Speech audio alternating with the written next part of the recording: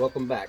And now we're at the point where I have almost completed the back. I didn't tell you before about, I told you about the almond shape that this gets shaped into. When we cut that dip down, you can see right there in the front, for the front part of my hand, there's another one right here. It's not as pronounced as this one for the back part. And it starts, if you look at it from the side, you can see it starts making that almond shape.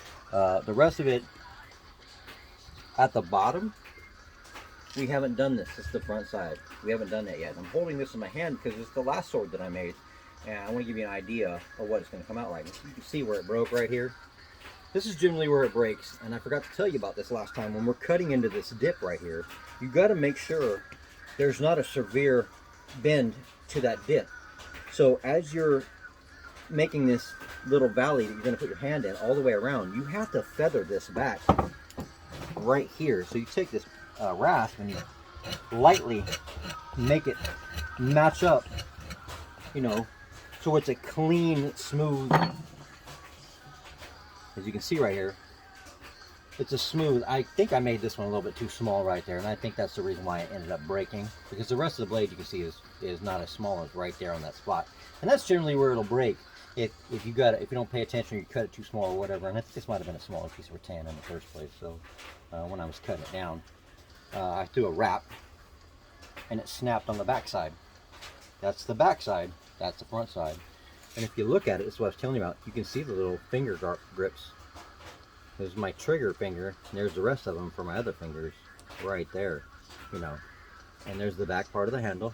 All this still has the skin on it, but even though I feathered it right and did what I did the right way, I think I cut it too thin right there, and you got to be aware of that. So when I'm doing that, so I can see a little better, I've been using the rough part of the rasp, round part. Now this time I'm going to use the fine part of the rasp, and it cleans it up a little bit so you can see a little bit better, you know, because it takes off all this big crap, gets it out of your way, and you can see how your sword handle is coming out, right? Now you can see a little more. Pretty much there's not a sharp point on this part now. All of it is rounded and it fits right in this part of my hand right here. And that's exactly where I want it to fit, just like that. Now the next part that I'm going to do is I'm going to, on this side where my thumb goes, I'm going to cut into the side right there a little bit, not very deep, just a little bit, for where my thumb is going to sit. So I know where that goes, and my finger goes right around it, so I'm going to, it doesn't need to be a whole lot, it's just a little bit of pronunciation for my thumb anyway. Like I said, I do mine differently than I do for other people. But when I'm gripping a hold of it, now that's where I know where my thumb goes. My thumb will sit right in that little slot, and you won't be able to see it. Like I said, it's not very pronounced, but I can feel it. And if you grab a hold of any of my swords that I'm fighting with, you'll be able to feel all the little nooks and crannies that I've cut with my hand too. Right, so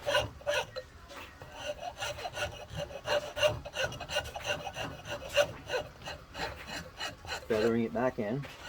Have that piece cut for my thumb where I want it to be, and it's going to go where my finger goes. This finger, the trigger finger, we'll wrap right around on the back side of the thumb, because we're gonna, like I said, we're gonna turn it over and fix that up, you know. And you need to make sure you feather both sides too, not just the top side, but feather it into this side too. And it's a nice easy slope instead of a big drop off. Like, you don't want a cliff on there at all. You want it to be like a light 3-degree hill. You know, if you're going down a hill, you'd rather be on a 2-degree or 3-degree downgrade than a freaking 12-degree or 50-degree, you know. And that's what, you know, saves the sword. Most of my swords I've had last, all my swords I've had last, except for the 2 that I broke, 6 months or longer, depending on, I've had them only last 3 months when I was really practicing and fighting all the time. But, you know, on the West Coast, you know, I'm within 5 practices within an hour from my house, and I don't have no problem driving to those. Like, out here in Tennessee, I got 1 practice in Chattanooga. There's 1 in Knoxville I could go to. I haven't been able to because I hurt my daggone finger. And I think there might be one in Atlanta, the Atlanta area. So eventually I'll hit those up too. It's different out here. It's a different culture, and I like it. It's laid back, it's relaxed, so I can pick and choose where I want to go. It's cool. Not saying that California is not laid back and relaxed either. It's just more faster paced out there. It's different. So let me flip this over here in a minute and clean this up, and then we'll get right back to the next video.